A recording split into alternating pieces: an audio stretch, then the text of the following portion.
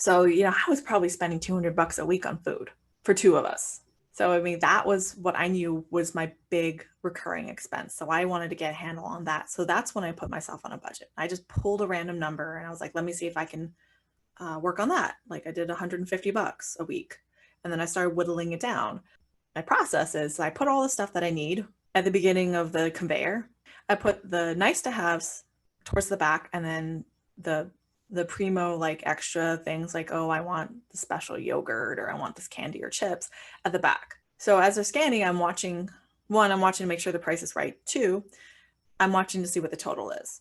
So once I hit my total, I'm like, okay, everything else, please put it back. Thank you.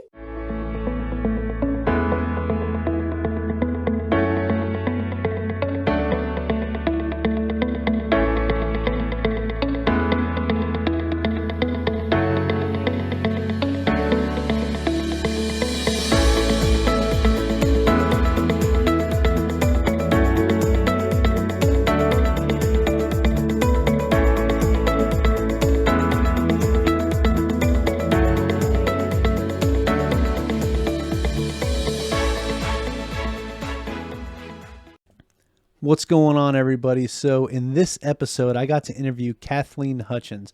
Now, I've known Cathleen for a little while now. We're both part of the same group of investors that get together monthly and talk about multifamily investing. And Cathleen also has a blog about financial independence. It's called Cooking Up Fire. Now, I messed this up when I first introduced her, but it makes it better because when she repeats the name, she also messes it up, and I mess it up one more time. So don't go to the wrong blog. It's called Cooking Up Fire. Guys, this was a fun episode. Cathleen and I, we get to rambling and ranting a little bit, but it was a fun conversation, and her story's pretty unique, and you guys are just going to enjoy it. Check it out. What's going on, Average Joes? We know that managing one account or your entire family's portfolio can be stressful and time-consuming.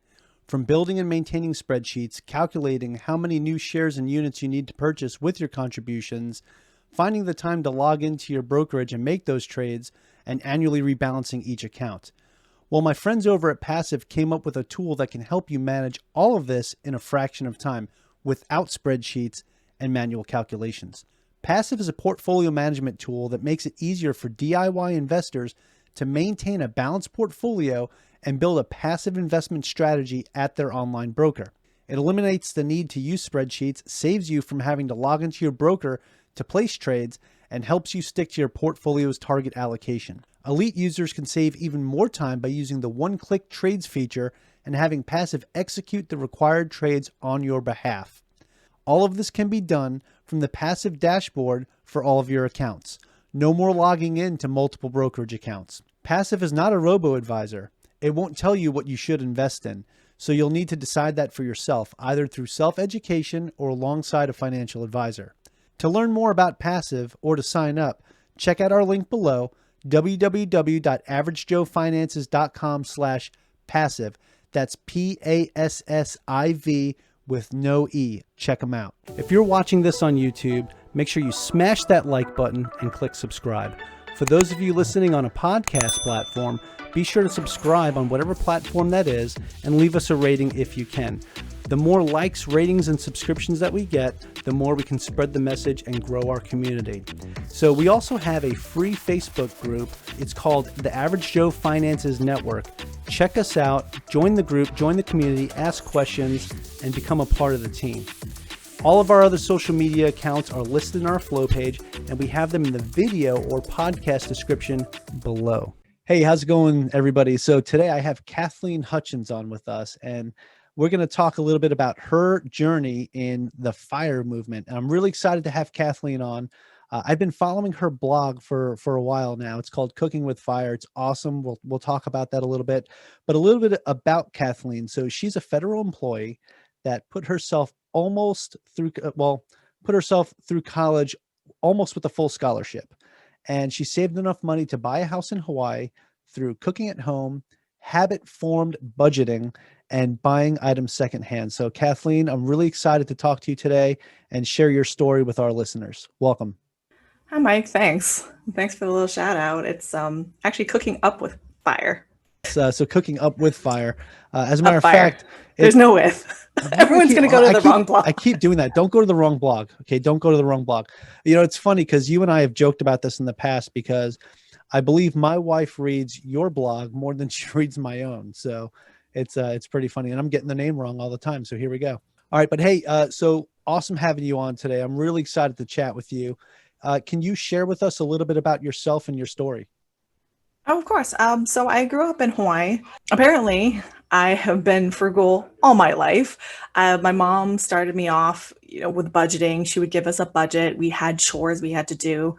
And when I was little, she'd give us like $1 to go buy something, and I'd spend like 20 minutes at the store trying to find the most cost-efficient toy to buy with my $1. She told me this like a month ago when I told her I was going to be on a finance podcast, by the way. When I was in high school, she sat me down. We went through a budget. I didn't get an allowance. So I had a budget for a month, and that had to cover everything. So that included bus rides, school lunches, activity fees, anything I want to do outside of that. I had to walk home or bring lunch or go without lunch. I didn't get paid money for good grades. That was just expected. And when I was about 16, my mom had a conversation with me about how much she had set aside and how much she could afford for college. So anything above a certain level or a certain amount, I had to pay for on my own. That really gave me an idea of what costs of colleges I could afford to go to. So I wasn't all like, oh my God, I want to go to MIT. Well, first off, my grades weren't good enough to go to MIT. Second off, even if I could go in, I think it was $40,000 a year at the time. And there was no way my mom was going to be able to afford that. So she already just nipped that in the bud and was like, you can afford $16,000.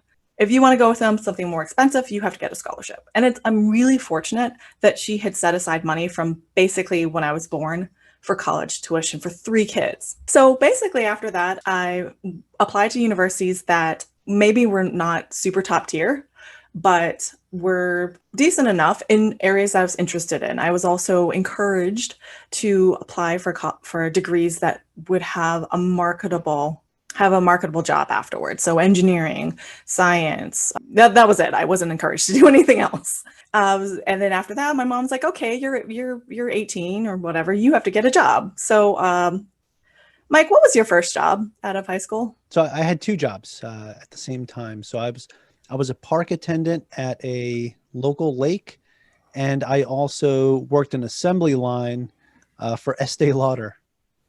Really? Yeah. That was my first. Must have been probably not great. It's probably pretty boring. Yeah, oh, you started early. Yeah. You started earlier than me. I wasn't allowed to get a job until I was 18. When I was going to summer school all the time. But my first job, I actually worked as a concierge for private jets at Honolulu Airport. So I got to see extremely high net worth individuals coming through. Everyone's like, oh, flying first class is so great. Like, no, you don't understand.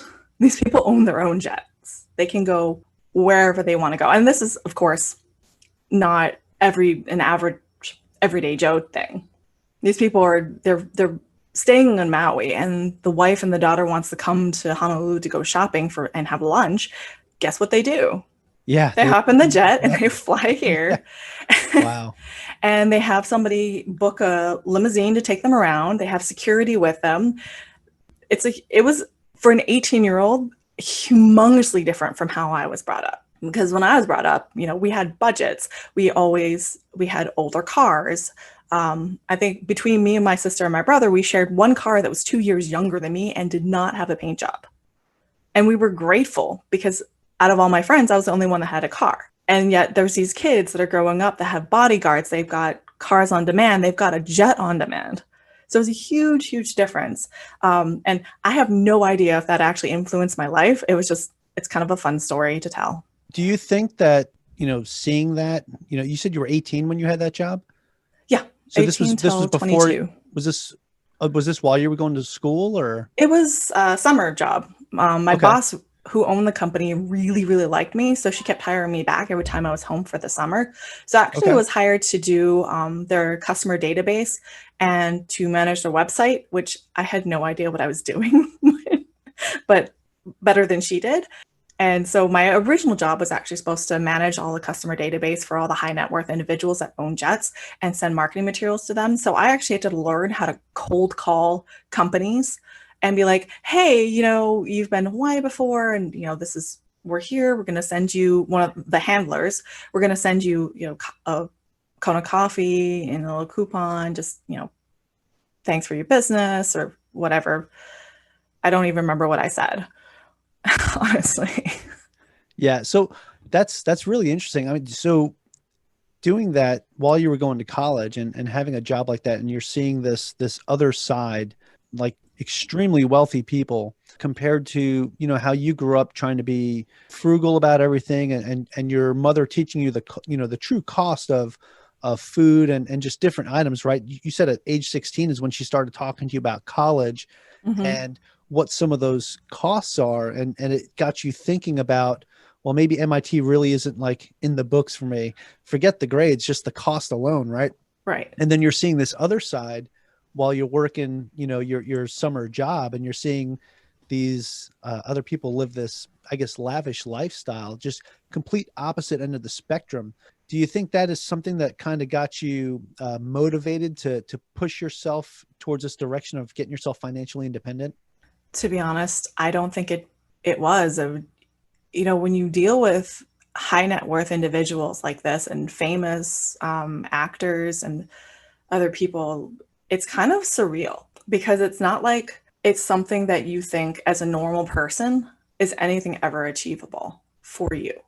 But now that I'm thinking about it, like now that I'm really getting into financial independence, do I really need all that?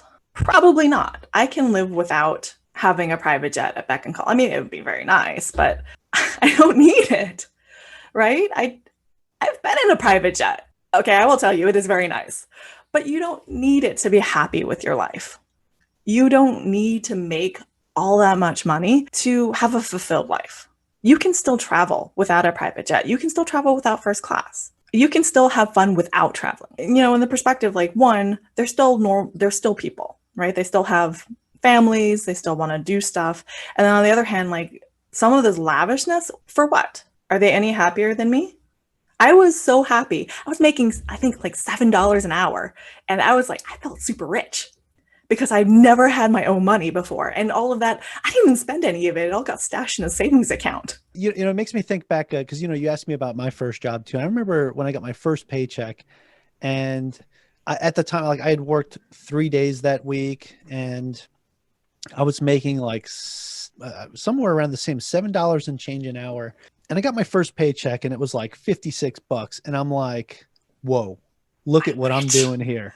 I was like, I just made like 50 something bucks. I was like, I could put gas in my car myself.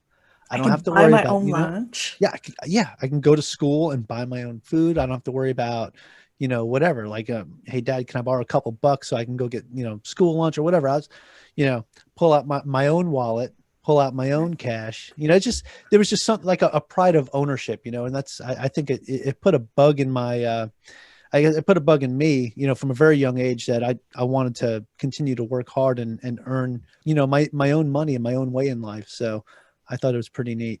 Oh yeah, definitely. And that's not to say that high net worth individuals don't have that feeling or they don't have appreciation because and this is a tangent. Occasionally I fly first class because I used to have to fly back and forth to DC for work every month. And when I was pregnant, I was not going to do that in the back of the plane. I was willing to spend a little bit of extra money to have more comfort. That's what I tell myself because I was pregnant.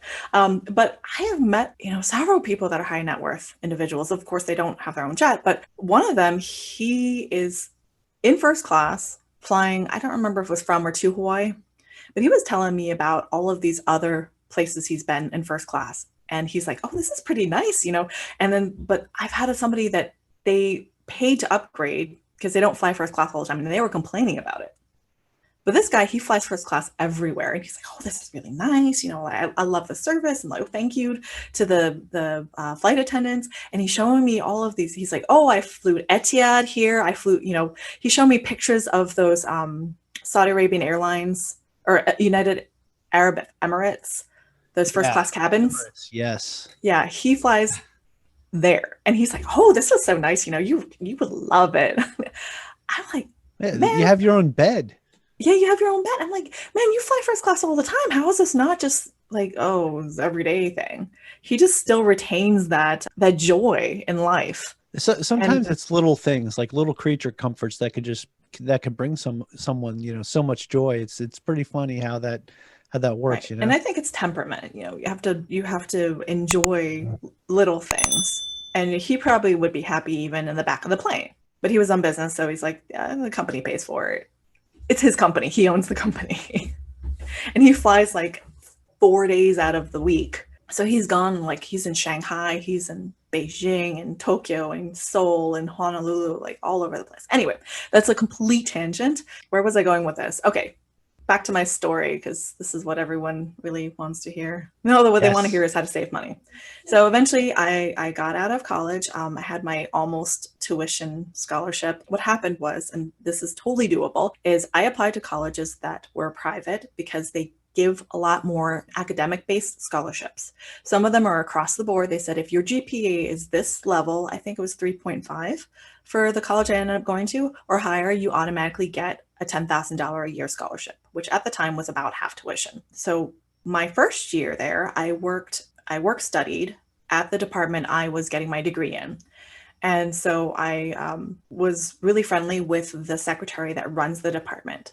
So she gets all of the flow of, I want to say deal flow, but all the flow of the scholarships that come in. There are scholarships that are usually industry sponsored for current students. So you don't have to be an incoming freshman to get it. You can be a sophomore, a junior, or already a freshman to get it. So this one was from an industry sponsored scholarship, and it was the extra $10,000 I needed to pay the rest of the tuition for 4 years of college. I was in a 5-year program to do co-op, which is cooperative opportunity, and I worked for a full year as an engineer. So I did one semester engineering, one semester in school. So I worked for an aerospace company. I'm not a rocket scientist, so please don't ask. I was an industrial engineer. I told people what to do. And that was getting paid, I think, $17 an hour. So I'm going from $7 an hour to $17 an hour full time. And I'm like, oh, I'm so rich. And it was so cheap to live there. I had a roommate. It was already furnished apartments. It was like $500 for two of us for a 2-bedroom apartment. It was awesome. So I ended up graduating a year early because I took summer school. I got AP courses that I passed with a passing grade. I also made sure that in any university I applied to took my AP credits for credit. So I wasn't wasting my time taking the AP courses. So that really helped bump me up. So I graduated in 4 years when it was a 5-year program. So I really only paid for 3 years. I didn't pay, my mom did. But I really only had to pay for 3 years of college. Awesome. So that's really neat that you were working while you were going to school, and the secretary there was able to, I guess, the one who was funneling all the scholarships through was able to find that specifically for the program that you were in, right? So that's pretty Right. awesome. Those there's a lot less competition for. You've had the bug in your ear from a very, very early age on living more frugal and doing what you can to save money. And I think it all goes back to your behavior when you had that dollar in the toy store and trying to figure out what's the best bang for my buck. That mentality seems to have stuck with you your whole life, which is pretty awesome. Even when you go to college, like a lot of times college students, sometimes they'll go a little out there and overdo it. It doesn't sound Oh, like I didn't have a credit card. It's hard to overdo it when you don't got a credit card. I had a boyfriend that was his dad was like ran the second largest construction firm in India or something. And he had like 4 debit cards, and they each were loaded with like $500 each, and it was reloaded every month. And once he went through all of them, he was cut off, and he would complain. I'm like, how are you going through $2,000 of cash in a month? Your room and board's paid for, your food's paid for. You ain't spending it on me. So, but you're right. College kids can go overboard, especially with the newfound freedom. Like you know what I went overboard in? What's I that? studied as long as I want to do, and I did 0 chores. Awesome. No dishes for you. That's right. Well, you had some dishes, right? Or did you use all like paper utensils?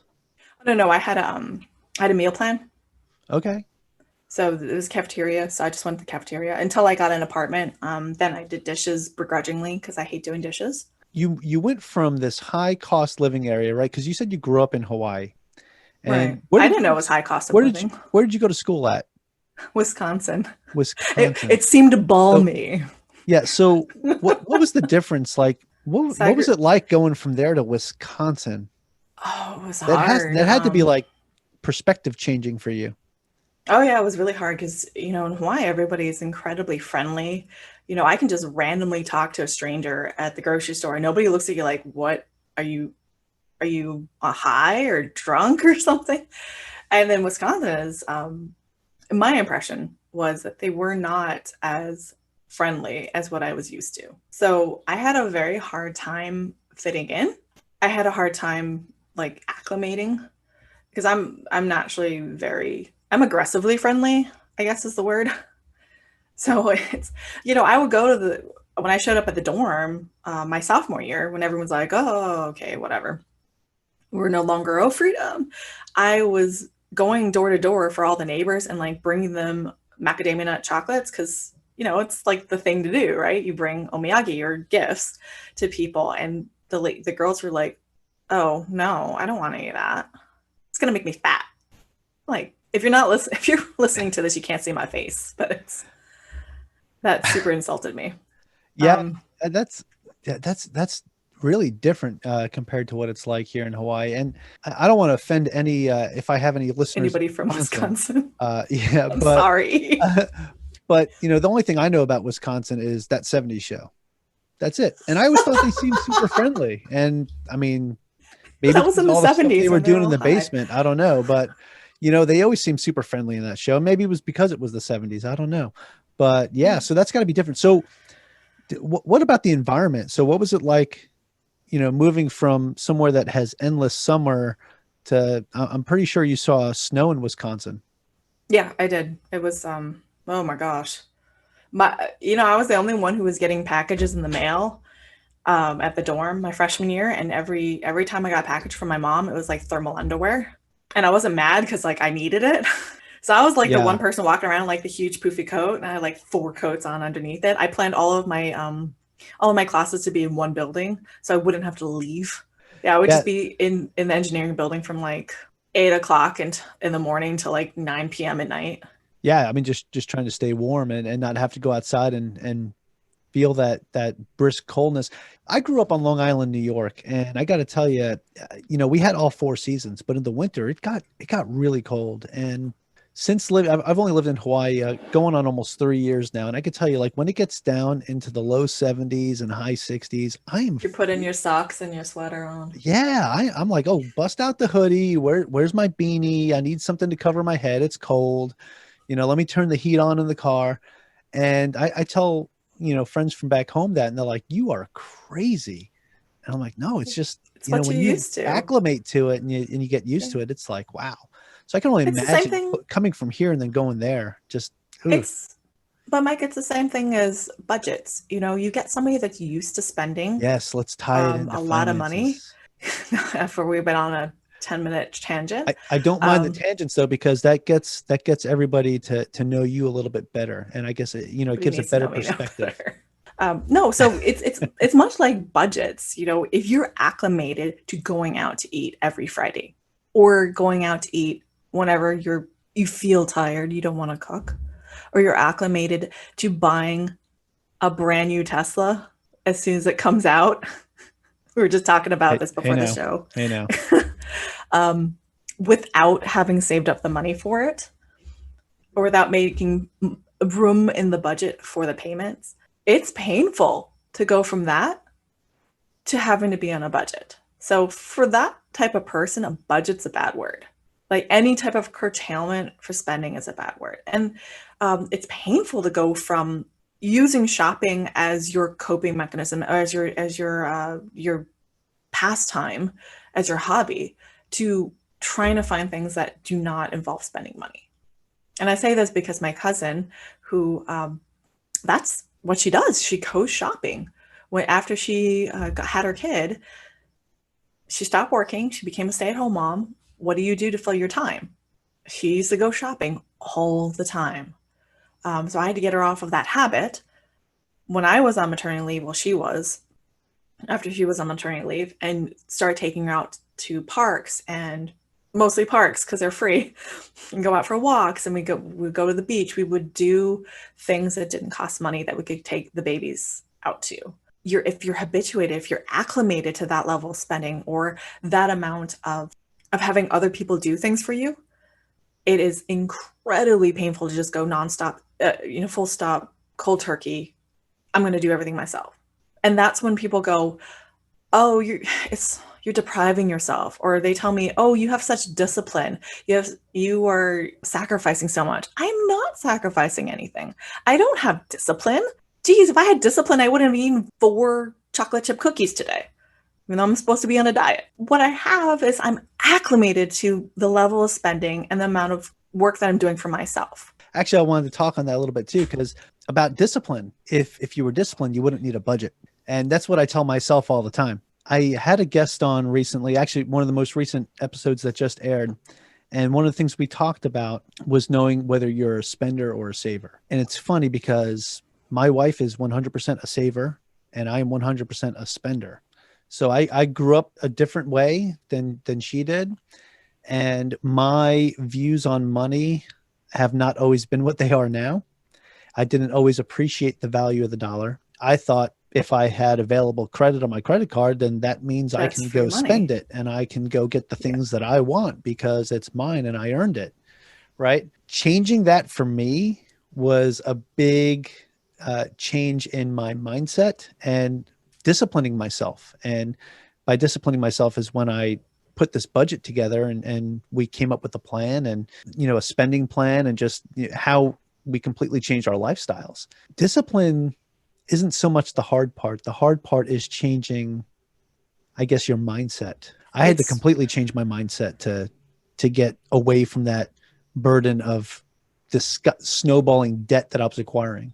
Because eventually at some point it's going to be so bad that you can't see a way out and you say, Absolutely. Why bother? Luckily, I've never been in that type of snowball debt. I didn't have a credit card until like 7 years ago, 8 years ago. I just got it so I could get the miles because I had to fly back and forth to DC and I had to pay for it myself for work. But there's a lot of people that do accumulate a lot of consumer debt. And it's not like, oh, I had a car accident, I had to pay for the medical bills. It's just like, but I went to this department store and they had a sale and I really liked these shoes and I wanted to wear them, the one with the red soles. I don't know if you know what I'm talking about. Not exactly, but they sound expensive.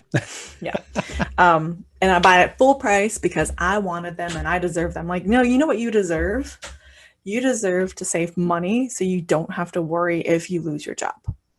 You deserve to save money so that you can be secure and you can invest that money and let it grow so you can eventually retire or retire early. So, Mike, you're still a spender. You're just spending on different stuff. Oh, absolutely. That hasn't changed. And what I did was change what I'm spending on. Now I'm spending my money on buying assets. Mm-hmm. It's all about changing what you want. Really. Honestly, I am a car person. I love cars. I love the look of cars. I can tell you what a car looks, what car it is by the headlights type of thing. But it doesn't mean I buy a new car all the time. How I changed my mind on that is I started noticing that cars I used to like when I was in college or high school, 5 years later, good Lord, they're starting to look old. Things you can say to your car, you can't say to your wife. Like, you're looking a little saggy there. You look a little dingy. You might want to, get a little facelift. They were looking old compared to what the new ones are out. So when you see a new car that you're like, oh, that's really nice. Just remember 5 years ago, what was the car that you obsessed over? How does it look now compared to when you first saw it or compared to the cars you see now? Almost 100% of the time, it's going to not look as good. It's going to look very unfavorable. It's going to look old, especially if it's been used, right? It's going to look outdated. The reason why it looks older, and this is entirely my opinion, because I'm not an expert on this, is that car companies come up with new designs every, 5 years or so. Same model, but they change the profile or the look. As you see the advertisements for the new car, guess what's going to look old? The 5-year-old car that had the old model style. Yep. Yeah, that's very true. I mean, same goes for certain phone companies too. They do the same thing. They keep that same model. It's pretty much same shape. Oh, it looks slightly bigger, slightly smaller, but from a distance, it looks the same. Yeah. So I want to kind of segue a little bit now into your own personal journey, right, in financial freedom. So we're pretty clear on, you're good with being frugal and, making sure that you really understand the value of the dollar and what you're spending your money on, right? You're very mindful of what you spend your money on. But what are some good practices or some things that you do that help you with your budget and save money, especially to live in such a high cost area like Hawaii? Oh, I have a list. So, ways we've afforded a house in Hawaii. I'm sure you've actually seen this post. One, I've stashed all bonuses and extra income, so increases in salary, into my savings or my investments. I test drove my new budget. So I knew I was buying a house of a certain amount. I knew the mortgage was going to be approximately this much more than my rent in my previous place when I was living in a low cost area. So I test drove it, and any of the difference I took and I stashed it into my savings account for, I think, 6 months. You have to estimate because you don't Okay. know for sure how much your house is going to cost. But that's a good way to get a handle on whether or not you can actually afford this new payment that you're going to be taking on before you actually make it permanent. So if you can't make it 6 months without having to dip into your savings because you're taking out some of your paycheck, then that's kind of a good signal that you can't afford it. So basically, it was just whatever the difference between what I was paying in rent and what my mortgage-ish was going to be. So my mortgage was going to be about $2,000. My rent was, I think, $1,400.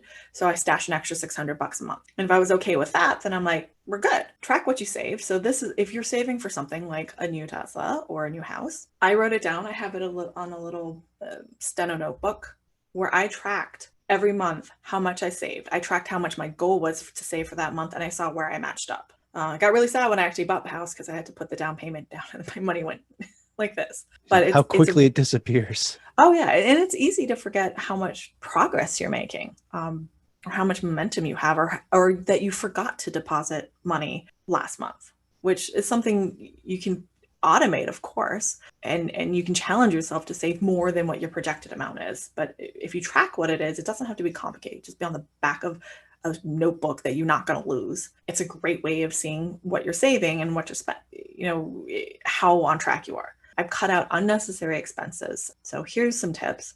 Like glasses. I found one of the most efficient ways of buying glasses for bad vision, or anybody needs actual glasses. It's on Zenni. Zenni is by far much cheaper than buying glasses, even with insurance, for most of the major places that I go to. So like Costco and LensCrafters and stuff. I'm not bashing them, so please don't sue Mike. Thank you. You can buy lenses that start at like $7 and then $5 shipping. Well, those lenses come, if it's your prescription's within plus or minus one, they come free. The lenses come with the package. I have much worse vision, so I have to get polycarbonate and all this other fancy nonsense. And even then, this pair of glasses I bought this year because my prescription changed was $74. And I added on the transitions and the blue light and all this other anti-glare and stuff. I mean, looking for more cost-efficient ways of doing things, finding more cost-efficient ways of getting what you need is a big part of it. So it's not just buying, like we were talking about buying secondhand. For example, we downgraded. We changed our cell phone provider from a big name box to Google Fi. So we went from $80 a line with a contract to $50 for both of our lines, no contract. We can use it in almost every developed country for the same price we're using it in the US. On top of that, if my phone ever breaks or gets stolen, like my husband's phone got stolen, it's like $150 to get another phone versus $600 or $700 for a brand new phone with a big name company. So you can see we're already like cutting our phone bill more than a half. We got rid of cable. Pretty significant. Oh yeah. And we got rid of cable because we weren't watching TV anyway. So people were like, I could never get rid of cable. I don't watch much TV because I don't have a lot of time. I've got a lot of things going on. I got 2 kids. I've got a blog that I've kind of ditched right now. 2 Etsy shops I'm doing. I got a full-time job. I have a lot of side projects. Being busy helps a lot. I'm not watching TV, so I'm not seeing all these commercials for these things. Number 4, cut unnecessary expenses, right? No cable. It's not a sacrifice. It's just you don't need it. Get Netflix and be done with it. 5, do cheaper hobbies. So I used to do expensive hobbies. I used to do figure skating and taekwondo. And taekwondo is almost always run by a for-profit company, right? It's their business. So you're looking at like $150 to $175 a month. in fees perpetually, plus all this other junk you have to buy. And then every time you want to test, you have to go pay testing fees.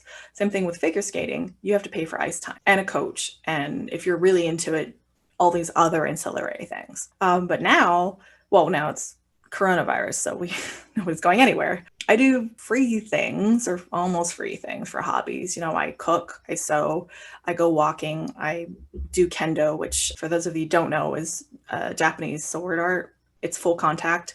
You get to yell and scream at people and hit them over the head, and it's way cheaper than going to Taekwondo. Let's take a brief moment to hear from our show sponsors.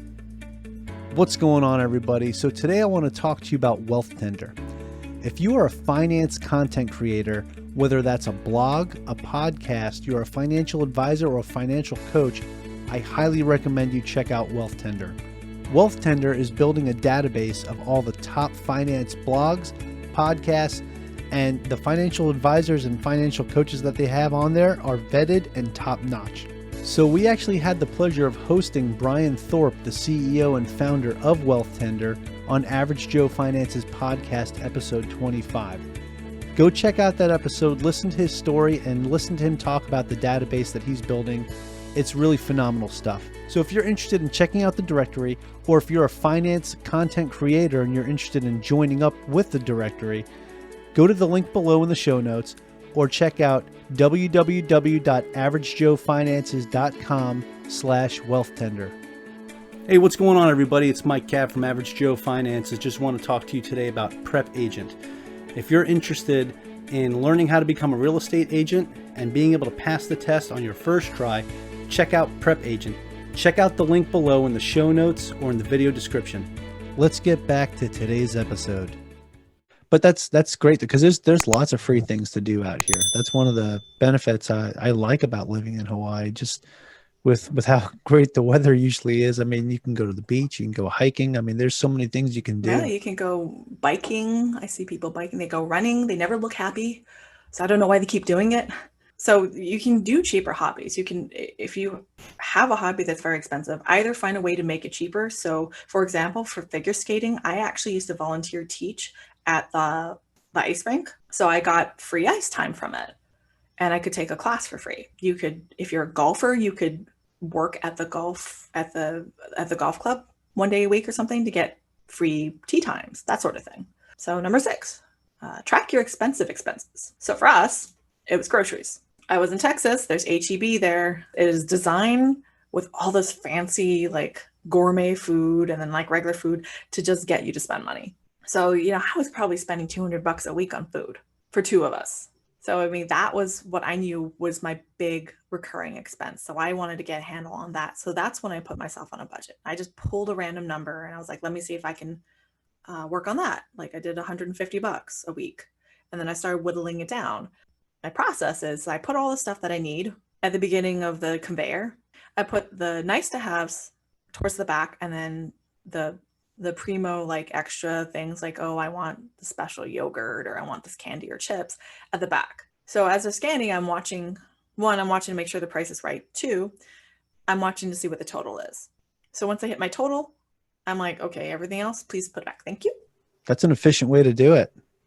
I don't got time for to calculate. I'm bad at math. I have 2 engineering degrees. I'm bad at math. The other thing I do is I don't plan meals and then go shopping. I look at what's on sale. It's a little harder now because a lot of stores aren't putting out sales ads, but look at the sales ad and I plan meals around what's on sale, or I plan to stock up on something if it's a really good price. So I have a little price book in my head. I know generally what a good price for something is. So like apples in Hawaii, 99 cents is a pretty good price. If it's 89 cents, you stock up. Hamburgers, $2.99 a pound here is right now. That's, you stock up and you put it in the freezer. That's great price. I don't have an extra freezer. I've got a little pull-out freezer in my fridge, and I'm still able to keep my meals about $3 to $4 a serving. And I'm not eating chicken because my husband's allergic to chicken, so I can't rely on eggs as a protein source. If we went completely vegetarian, probably would be a lot cheaper. But I like bacon. Sorry. Okay, so we'll bring that down. Another thing to do is eat out less. Yeah, but again, if you are not a good cook, if you feel like cooking is a chore, or you hate cooking, or you feel like you're terrible at cooking, this is going to be you're not acclimated to it. It's going to be incredibly painful for you. But American meals are humongous. Normally, what you can do is cut it in half and take the other half home and have that for lunch. Now you've basically cut in your per meal cost in half. Other things you can do when you're eating out is drink water. Don't drink wine, don't drink soda, because that adds on costs. But does it really make the meal so much better? Not usually. Very rarely will wine, if you're getting something really fancy, you can have wine. But they're overpriced. It's $13 for a glass of wine. Come on. Unless that's like, I'm not a wine person, so I don't know. Unless that's a really good wine, it's not worth it. So you're probably better off just buying a bottle from the store and taking it home. It's probably, a lot cheaper that way versus eating out at a restaurant with it. Yeah. So if you eat out at a restaurant, get acclimated to drinking water. Now you've automatically cut out, say you would buy a soda or a beer at $4 a person. There's 2 of you. That's $8 right there. Well, you're saving money, and you're also cutting out unnecessary calories. You also can cut out appetizers. Meals, especially in America, are usually unless you're going to those fancy restaurants where if they have to tell you a story about what you're eating when they serve it to you, that is too fancy for me. Just have your dinner. You have the experience, no dishes needed, right? Take half of it home. I have not always done that because sometimes it's delicious and you're hungry. And then get dessert at home. It's much cheaper. And still tip appropriately. But if you need to cut down your eating out that significantly, then I am so sorry, but you are going to need to learn how to cook. But you know what?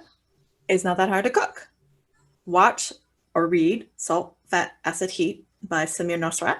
You will learn how to salt your food properly so it still tastes restaurant quality. Use butter and oil to cook. Don't go margarine, right? It's going to taste terrible if you can have butter. If not, olive oil is awesome.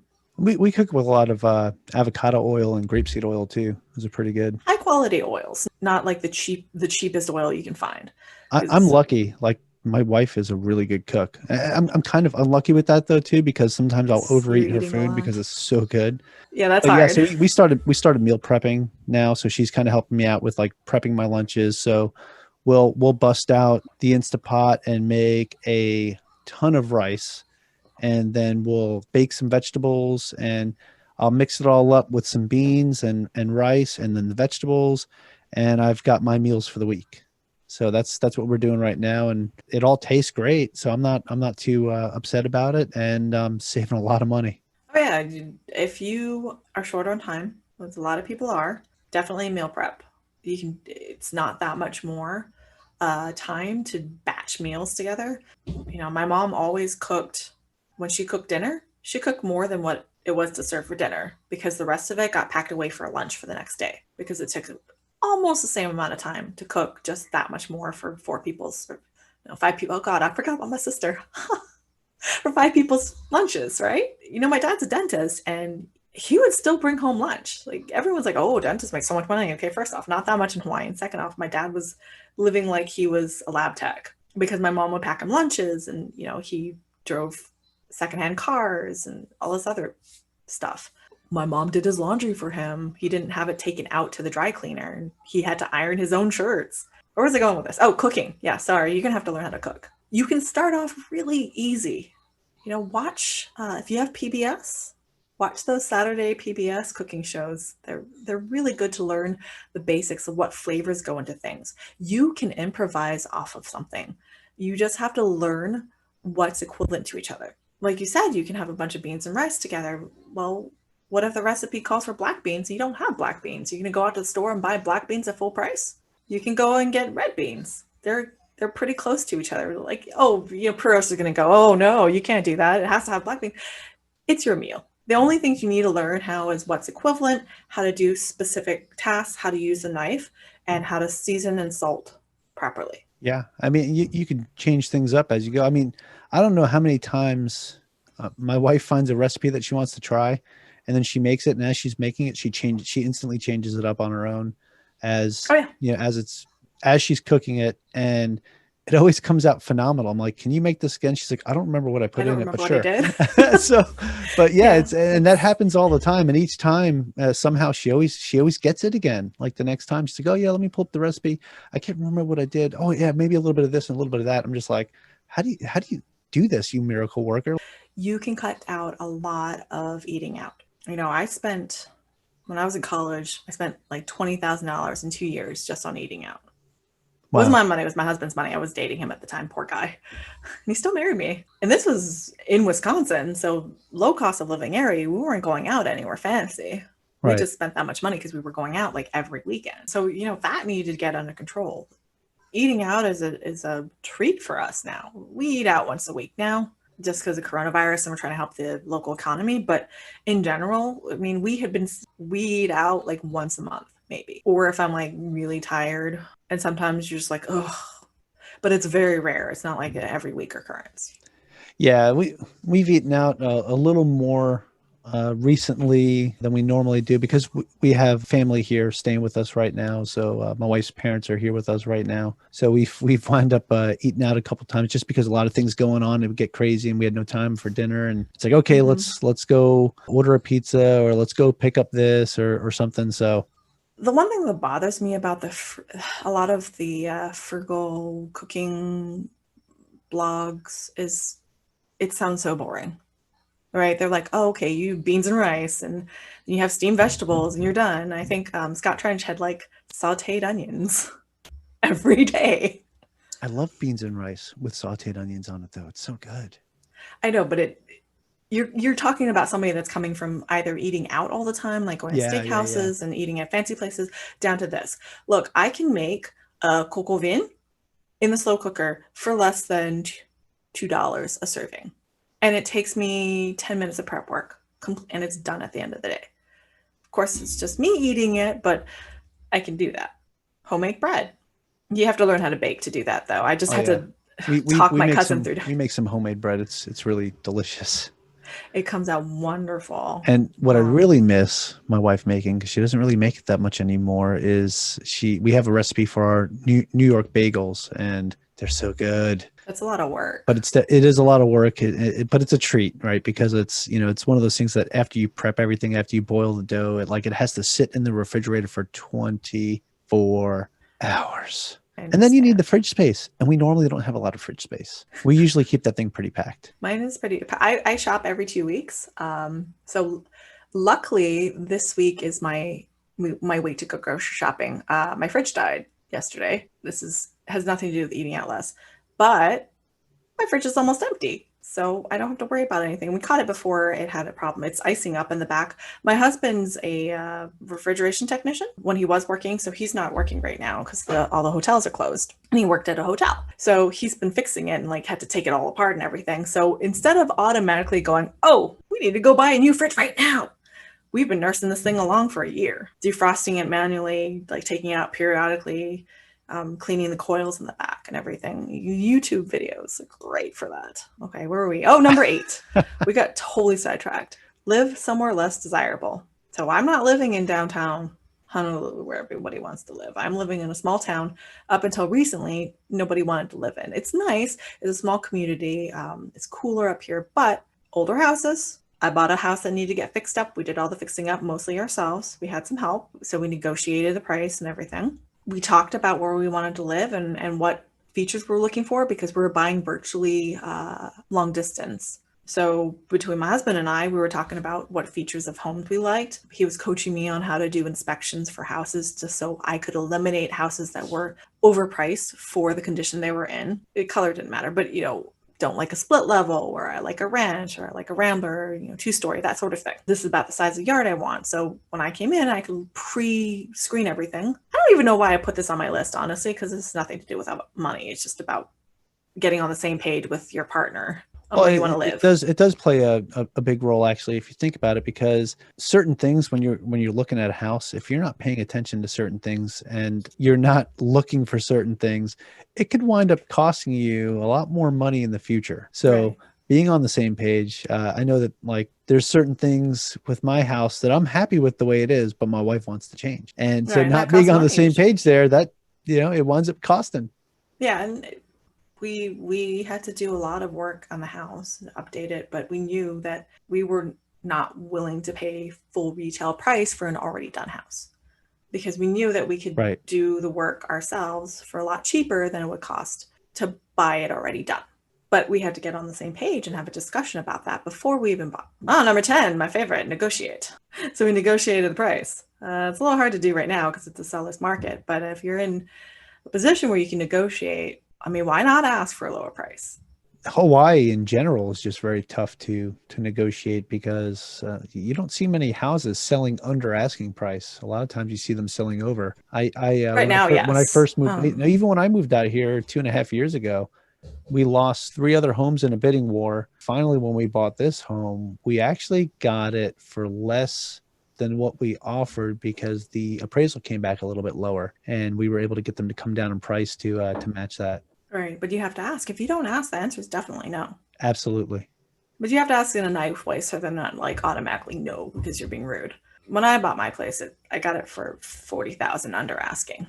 Okay, so let's go give some people some value instead of talking about me. So I have a process I go through. So if I find something that I want, I try to find a secondhand first. It's usually not something urgent. I want it. So I spend a few weeks or months looking for it on either Craigslist or Facebook Marketplace. The one that gives me a good feel for what the price should be, what the market's asking. My general policy is I like to pay 50% or more off of the buy it new price. Even if there's some exceptions, if it's only a year old, it's only been used once and it's still in its box, that sort of thing. Yeah, and depending on what the item is. I mean, like right now, I'm currently shopping around Facebook Marketplace and everything for. I'm building a home gym, and I have a set budget for it. This is what was allotted that can go to the home gym, and this is including redoing the garage floor and putting storage in the garage to get rid of a bunch of stuff that we have in there. So all that included significantly decreases how much I could spend on weights and other items. So I have been deal searching the best I can, but I can tell you it is really hard. Prices are starting to come down now, but it is really hard to find gym equipment that's not price gouged like crazy. Yeah, that's true. So I'm just being patient with it. The deals will come. Yeah, and meanwhile, you can still do body weight exercises and things. But that's the philosophy you have to have. Like, I'm not going to snap this up unless it's a good price. And even if you don't get it, another deal will come. It's the what was it, the plentiful mindset. Right. Right, mindset that the deal essentially will come again. Do not worry. Like, you don't have to just snap it up. That's not to say just be like lazy if you want it. I generally try to find things that I want secondhand. So I give myself a couple of months usually to find it. If I can't find it secondhand, I still really want it, then I buy it. But it gives you a cooling off period. Helps the environment because you're buying secondhand, so you're not wasting more resources to make a brand new one. If you're into that sort of thing, that helps. Definitely a cooling off period. That helps a lot because then you realize, I don't really need that. I didn't actually really want it. I just, in the heat of the moment, was like, oh, this would be nice.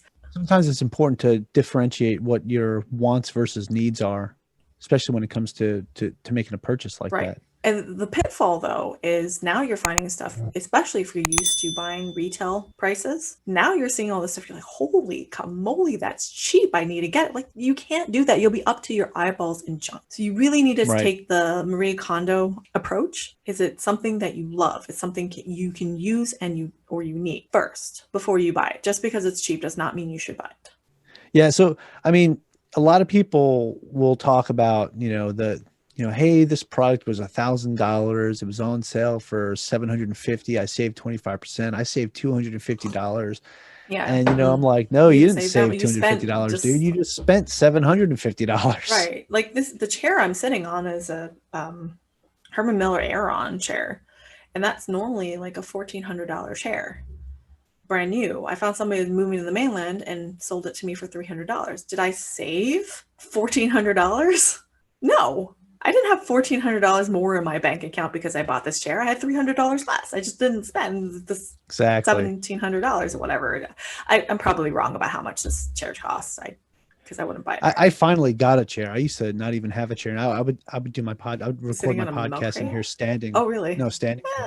So I've got a little bar stool thing I'm using now that I finally went and picked up from Target because it was the one I wanted was on sale. Oh, so, that's the other thing is you can buy it. Exactly. That's my other step is you can't find it used. Buy it on sale. But that's a mindset that Rich Dad Poor Dad really helped me with. Yes. I don't actually advocate reading Rich Dad Poor Dad as your first book if you're trying to get into financial independence or get your financial life in order because it's got some subtle lessons in it that until you've read some other ones, some other books about your own finances, you're going to miss. You're going to get really excited about, oh, you're going to have all this money, you're going to go invest in real estate, and you're going to start up a business and save all this money in taxes. Like, you're going to get caught up in all that. The lessons that I learned was you need to feel like you're abundant, so you're not fearful when you're buying things. So what book would you recommend then to start off for somebody that's brand new looking to get into this and that they're just getting started? They're just now building their budget. The Simple Path to Wealth by J.L. Collins. It's an interesting book to read.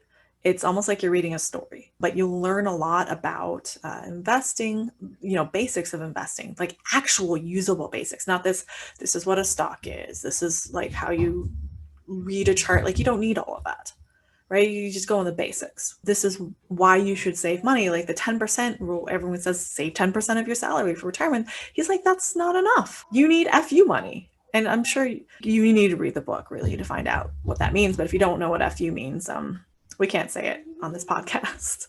But it's I wouldn't recommend it. Yeah, you need a good cushion, right? So that's Absolutely. where he starts off with. And that's a great place to start, saying, I have the means to get to financial independence.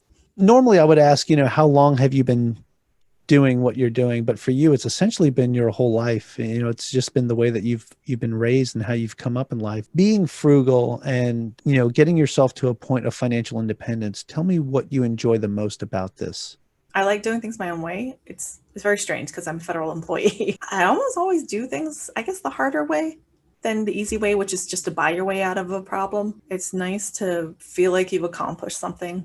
For example, I sew my own clothes sometimes. Sometimes it's cheaper just to buy it at Goodwill. No, I like saving money. There's a thrill of finding something that you want or need that's way less than buying it brand new. Same thing with cooking your own food. If you can get to the point where it's restaurant quality, which I'm not saying that my meals are, but they are.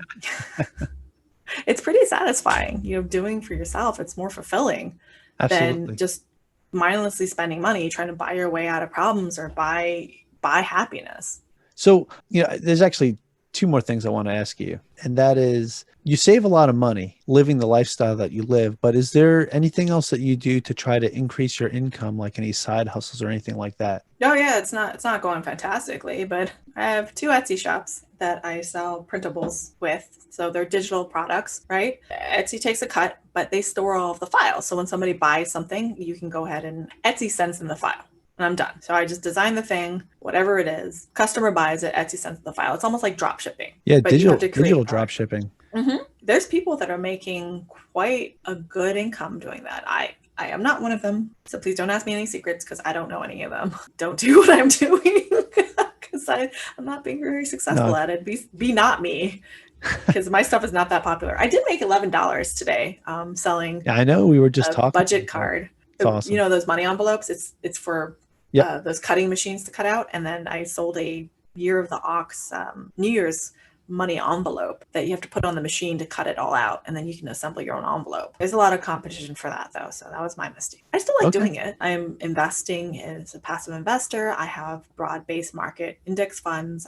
That's about it. Actually, that was going to be the next question I was going to ask you. What kind of asset classes do you currently invest in? So right now it's for real estate. I'm an LP for 2 deals, and it's done fantastically. It's very new. It's only the last year. Mm-hmm. So we closed the first one. The group I'm LP with closed in March. I was very nervous about that because it's a good chunk of change. And then the last one we closed in December. I think you were looking at that one too. I was, yeah. And I didn't get in on time, but the group that you're with is fantastic. They're phenomenal.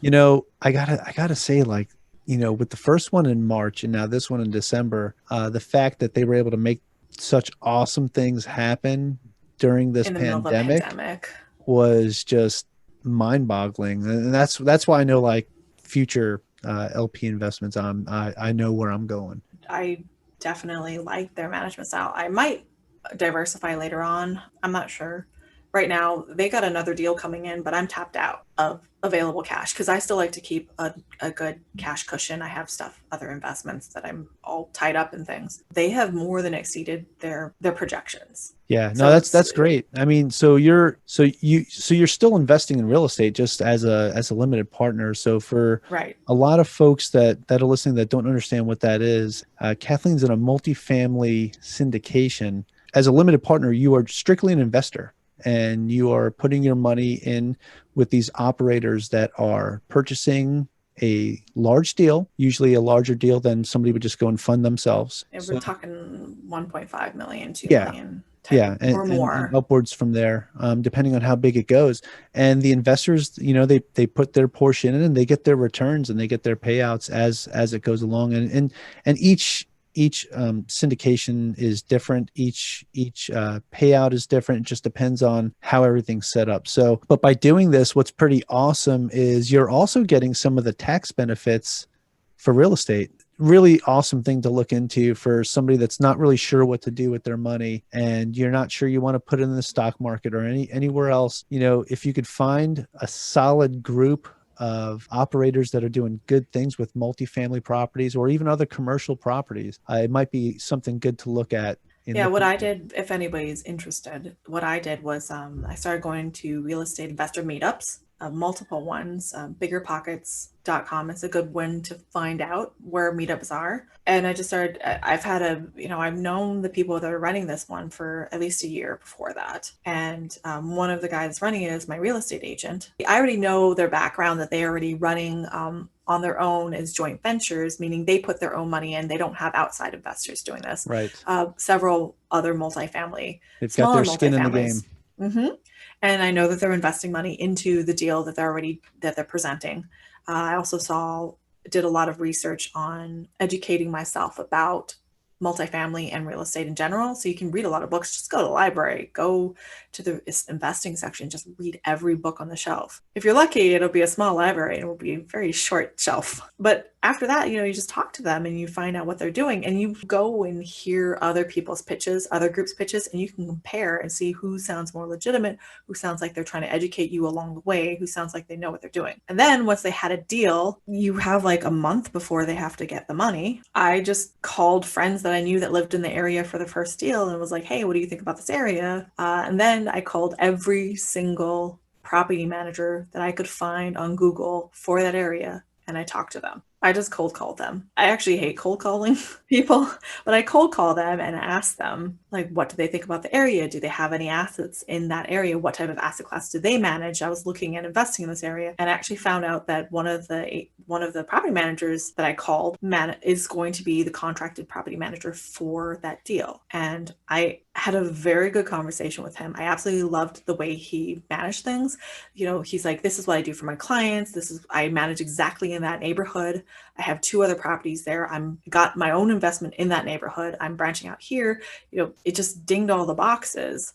And I was like, okay, I feel good about this deal. But you go into this knowing it is an investment. You could lose money. Absolutely. No investment is without risk. Correct. Mine, I didn't put in all the money I had. I put in basically just the minimum amount. So the thing is, with the limited partnerships, there's usually a minimum amount they want because they have to have enough fundraising to make the deal happen, right? Right. So I calculated that I was putting less than 3% of my net worth into it. So I knew that if that was all gone, which I hope it does not, I'm not bankrupt. Yeah, so you went into it not going all in. Like this isn't a game of poker. You don't want to just take everything that you have and go all in on something. Because you don't want to gamble with what you've earned, with what you worked hard for. I think that about wraps things up here, because we've been going for a little while, but I We do had some want to side ask you stories. one more thing. And you know what? I knew this was going to happen just based off of our phone conversation the other day, but that's okay. One more thing I'd like to ask you, and this is probably the most important question out of all the questions I asked you today, and that is, where can people find more information about you? And do you have a website or social media you can share with us? You can find me at cookingupfire.com, or my Instagram is Kathleen Cook Stuff, and that's Kathleen with a C. Those have slowed down a bit though, but I still have all my old blog posts there. It's just because I'm so busy with my side hustles for my Etsy shops. But you can definitely find me at that, or shout out to Mike on Average Joe Finance's Facebook group. I sometimes participate in conversations there. Awesome. And we're glad to have you there. It's been awesome. It's been awesome talking with you today. I really appreciate you coming on the show. I don't mind the side chatter at all that we've had, because it's just a great conversation, and I really enjoyed talking with you today. Thanks for coming. Yeah, thanks, Mike. Thanks for having me.